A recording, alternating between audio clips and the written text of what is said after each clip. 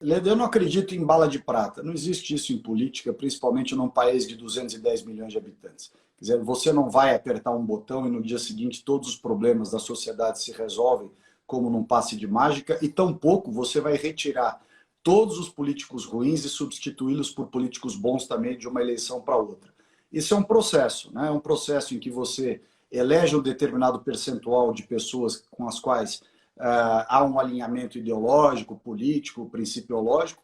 Algumas dessas pessoas vão corresponder àquele anseio dos eleitores, outras não vão, e, consequentemente, na eleição seguinte, você terá a oportunidade de tirar da vida pública aqueles que tiveram a oportunidade, mas não fizeram coisas boas. Também tem que entender que muita gente que tem a oportunidade de ser eleito nem sempre consegue fazer tudo que pretende, que quer, porque as circunstâncias vêm de fatores exógenos, né? Fatores de fora. Isso eu posso dizer, inclusive, do governo do presidente Bolsonaro. Nem tudo que se pretendeu fazer foi possível fazer, nem tudo que se tentou fazer saiu do jeito que se gostaria. Muitas coisas que foi obrigado a fazer eram coisas que a princípio não queria fazer, mas as circunstâncias obrigaram a fazer. Quer dizer, como a vida normal de qualquer cidadão, a política não é diferente. Nem tudo que você quer fazer você consegue, nem tudo que você tenta sai do jeito certo que você queria, e muitas coisas que você acaba tendo que fazer são coisas com as quais você não queria fazer, mas a circunstância te obriga. Então a política não é diferente. Mas é preciso um gosto pelo país, né? Porque quando você tem uma lei, por exemplo, o Marco do Saneamento, que você vê gente votando contra, você percebe que a pessoa não tem compromisso com o Brasil, com o país. Porque você querer que o outro não tenha esgoto não é um compromisso humano, entendeu? É péssimo. É pura politicagem, porque a esquerda só não, além de não ter feito nos seus 22 anos de poder no Brasil, não fizeram nada de concreto pelo saneamento do país, por exemplo, tanto que nos entregaram, num país de 210 milhões de pessoas, entregaram 100 milhões de brasileiros sem coleta e tratamento de esgoto, foi isso que nós recebemos. Nós fizemos o Marco Legal do Saneamento, que está se mostrando um grande instrumento, está atraindo muito recurso para investimento, e a esquerda não só não fez, como chegou na hora de votar no Congresso, ela votou contra. Quer dizer, preferiu deixar o Brasil sem saneamento, ao invés de deixar o mérito dessa norma nas mãos do governo, no mérito com o colo do Bolsonaro. Eu me lembro, eu era ministro quando nós fizemos o Marco Legal do Saneamento, um grande avanço. Só o Rio de Janeiro, com a SEDAI e os recursos lá para a Baía da Guanabara, para os municípios do entorno, cujos lotes foram leiloados, ali se arrecadou 30 bilhões e um compromisso de investimento de 90 bilhões. Quer dizer, isso sim vai resolver questões ambientais importantíssimas, e não o discurso de muitos esquerdistas que usam o tema ambiental para ganhar dinheiro, para vender palestra, para fazer estudos, e perguntam, mas o que você fez de concreto, fora palavras bonitinhas e vazias? A maioria não fez nada. A maioria é só tomação de dinheiro em cima de uma pauta tão importante que é a pauta ambiental. Você acha que toda a oposição que você sofreu, toda a pancadaria que você sofreu, tinha muito a ver com interesses pessoais, interesses econômicos de organizações que estavam trabalhando na Amazônia, ou que estavam trabalhando no interior do Brasil e se não completavam com isso, né, de alguma forma? Teve de tudo, né? Primeiro, você tem um nível de desconhecimento da sociedade brasileira acerca dos reais problemas da Amazônia muito grande. Até a região sul, sudeste, aqui o meu estado de São Paulo, muita gente desconhece por completo o que acontece na Amazônia. Tem uma opinião tão desvirtuada sobre a Amazônia quanto tem, às vezes, os europeus. Então, uma parte das críticas se deve à desinformação. E o governo, por outro lado, pecou, e a gente faz uma meia-culpa sobre isso, e não ter tido uma política de comunicação, né, com a sociedade que fosse suficientemente esclarecedora para, de certa forma, equilibrar, anular ou explicar essa falta de informação que deu ensejo, deu espaço para interpretações equivocadas sobre o tema ambiental. Isso de um lado.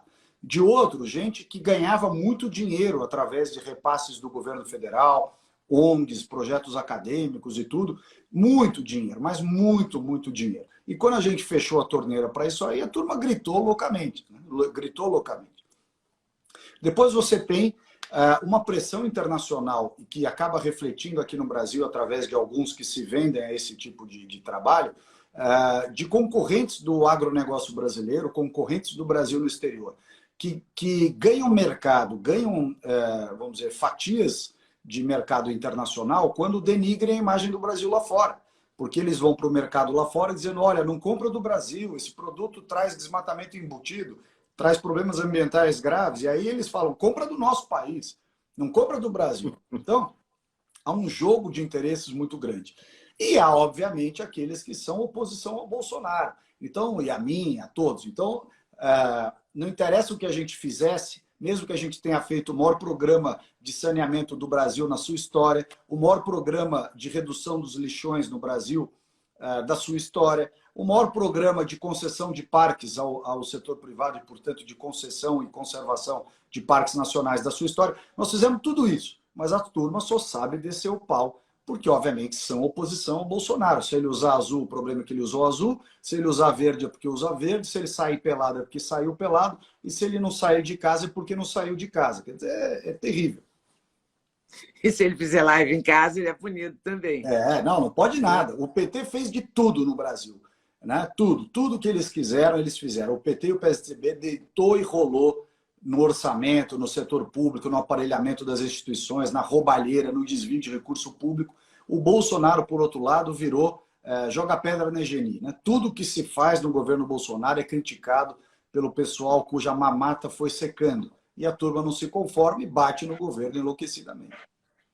E é impressionante, né? Porque está chegando às raias do ridículo, né? É ridículo, ridículo. Quando você proíbe uma pessoa de fazer uma live na casa dela, aí você realmente ultrapassa toda a capacidade de bom senso. Você proíbe ele de usar a imagem do 7 de setembro, proíbe de usar o discurso na ONU, proíbe de usar a fala dele na Embaixada do Brasil em Londres. Quer dizer, você está proibindo ele de existir. A sociedade, até as pessoas que não são bolsonaristas estão dizendo, pô, mas que coisa ridícula. É ridículo mesmo, quer dizer, é ridículo você ter esse nível de fingimento, né, de disfarçatez, vindo de instituições que tinham, pelo fato de serem instituições de Estado, obrigações de terem uma postura muito mais equilibrada, muito mais equidistante, ainda que com preferências pessoais, todo mundo tem suas preferências pessoais, mas institucionalmente é preciso ter um pouco mais de equilíbrio. Né? Ricardo, você acha que aquela frase dita naquela reunião que o Lewandowski tornou público, também até, eu acho... o Celso de Mello, Celso de Mello, foi o Celso de Mello. O Celso de Mello, é verdade. O Lewandowski só tornou a Dilma elegível, né?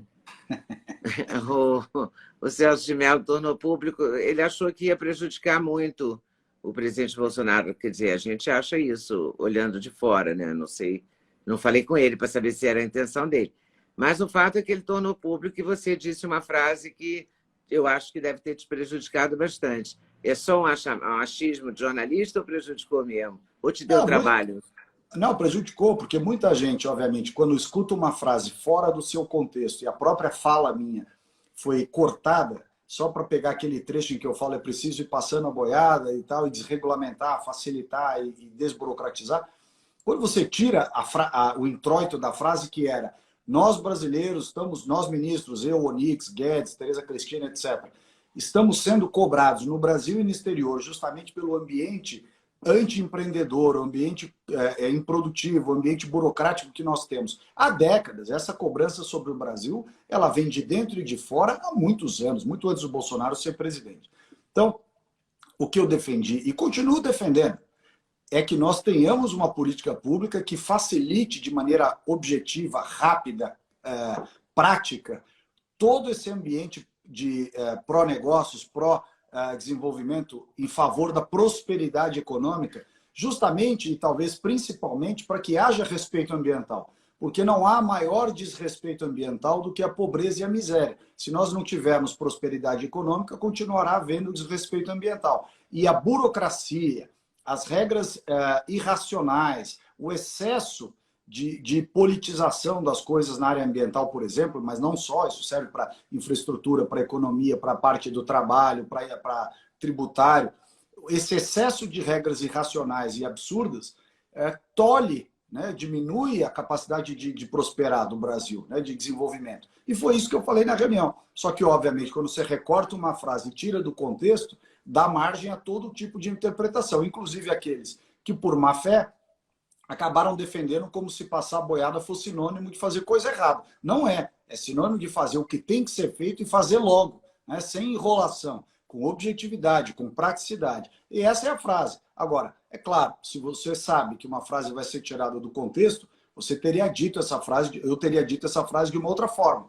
Mas, né, a deslealdade do Celso de Mello, não tem outra palavra, né? A deslealdade de um ministro que pega uma reunião de ministros e torna pública, dizendo, inclusive, ele se valeu do compromisso de manter o documento sigiloso e depois divulgou. Eu não tenho nada para esconder, o que eu falei eu explico com toda a naturalidade. Mas é óbvio que a campanha midiática contrária ao governo que se montou em cima disso acabou me prejudicando, é claro. E agora você tem alguma perspectiva? Você tem pesquisa sobre deputado? Você tem pesquisa para saber mudará a Câmara em 30%, em 20%, em 17%? Tem alguma historicamente, a renovação da Câmara é em torno de 30%. Né? 30% se renovam historicamente. Em 2018, talvez tenha sido um pouco maior a renovação. Acho que deve diminuir, talvez, esse ano, voltar para os seus históricos 30%. Acho que vai gente melhor para a Câmara esse ano. Muita gente que se aproveitou da imagem do Bolsonaro em 2018 e se elegeu fazendo arminha, dizendo eu sou o coronel ciclano, eu sou o general Beltrano, eu sou o delegado não sei quem, eu sou o policial não sei quem mais. Muita gente decepcionou a sociedade brasileira. Não todos, teve gente muito boa eleita, mas teve gente ruim também. Inclusive esses aí, que se bandearam para o lado do Dória, aliás, foi outro que usou a imagem do Bolsonaro para se eleger, né, com o Bolsodória. Como a senadora do Bolsonaro, né? Senadora Bolsonaro lá, a onça de vara curta lá, não sei o quê. Essa aí, ela só se elegeu graças ao Bolsonaro e nunca mais vai se reeleger, nunca mais. Então, enfim, é uma coisa interessante, realmente. Você vê a trairagem correndo solta. É impressionante.